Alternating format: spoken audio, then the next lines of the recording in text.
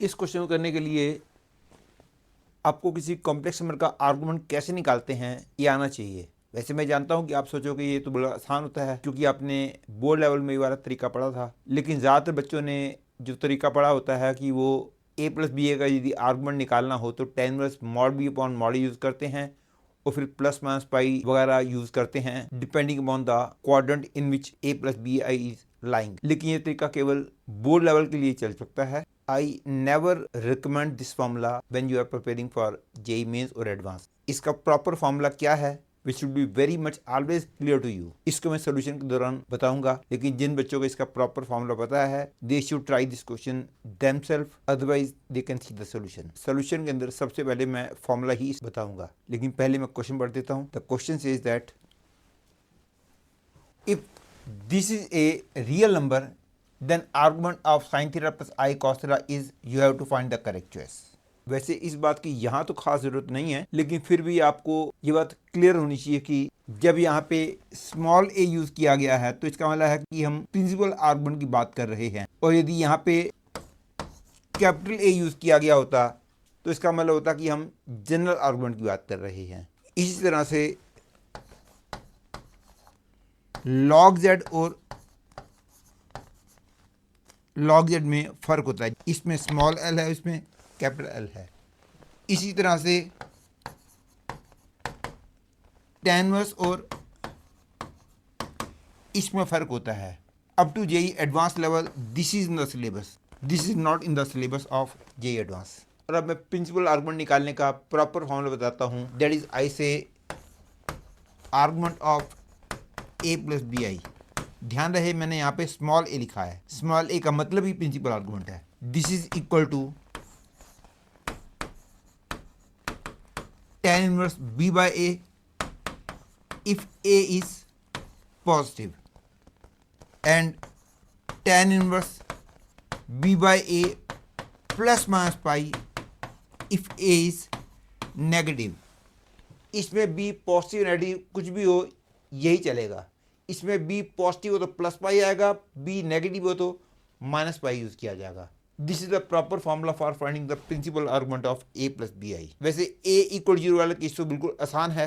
यदि a equal zero होगा उस केस में ये प्योरली इमेजिनरी बन जाएगा, और प्योरली इमेजिनरी होगा तो b पॉजिटिव होगा तो आर्गुमेंट पाई बाय 2 हो जाएगा, b नेगेटिव होगा तो आर्गुमेंट माइनस पाई बाय 2 हो जाएगा। और यदि a और b दोनों जीरो हो जाएंगे that is argument of zero is undefined. और अब मैं इस फॉर्मूले को क्वेश्चन में यूज करूंगा। अब क्योंकि क्वेश्चन में ये बोला गया है कि ये रियल नंबर है, इसलिए मैं इसका इमेजिनरी पार्ट निकालूंगा और उसको जीरो पुट कर दूंगा। और इसका इमेजिनरी पार्ट निकालने के लिए मैं डिनोमिनेटर के कंजुगेट से मल्टीप्लाई डिवाइड करता हूं, तो I get 3 plus i sine theta into 4 plus i cos theta upon 4 plus cos theta, and make it as a habit that for brevity यदि क्वेश्चन में साइन थीटा और cos theta involve हो तो sine theta को s लिख दो और cos theta को c लिख दो, और यही मैं यहां भी करता हूं। Now clearly the imaginary part of this will be imaginary part of 3 plus I S into 4 plus I C upon 4 plus C square. और अब मैं इसके इमेजिनरी पार्ट को जीरो पुट करता हूं। इसका इमेजिनरी पार्ट आ जाएगा 3c plus 4s upon 4 plus C square. इसको मैं जीरो पुट कर देता हूं, तो I get s upon c is equal to minus 3/4, and from here I can say the value of tan theta is minus 3/4।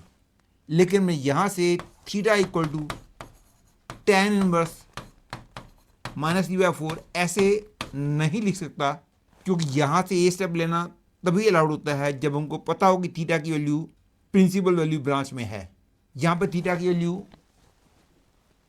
0 to 2 पाई दे रखी है, hence I will take only this case. इसको मैं reject कर दूंगा। और ये भी क्लियर है क्योंकि tan थीटा नेगेटिव है तो इसका मतलब हो गया थीटा की वैल्यू या सेकंड क्वाड्रेंट में है या फोर्थ क्वाड्रेंट में है। ये थीटा की वैल्यू सेकंड क्वाड्रेंट में है तो उस सिचुएशन में साइन थीटा पॉजिटिव होगा, कॉस थीटा नेगेटिव होगा। और मैंने बताया था कि यदि ए पॉजिटिव हो बी नेगेटिव हो तो ये वाला फॉर्मूला है। इसमें तो बी पॉजिटिव हो चाहे नेगेटिव हो यही वाला है, लेकिन ए नेगेटिव वाले केस में दो एराइज होते हैं, बी पॉजिटिव में प्लस पाई, बी नेगेटिव में माइनस पाई। ये थीटा की वैल्यू सेकंड क्वाड्रेंट में होगी तब साइन थीटा पॉजिटिव होगा, और साइन थीटा पॉजिटिव होगा तो हम इसको यूज करेंगे, बी चाहे नेगेटिव ही है तो भी कोई बात नहीं।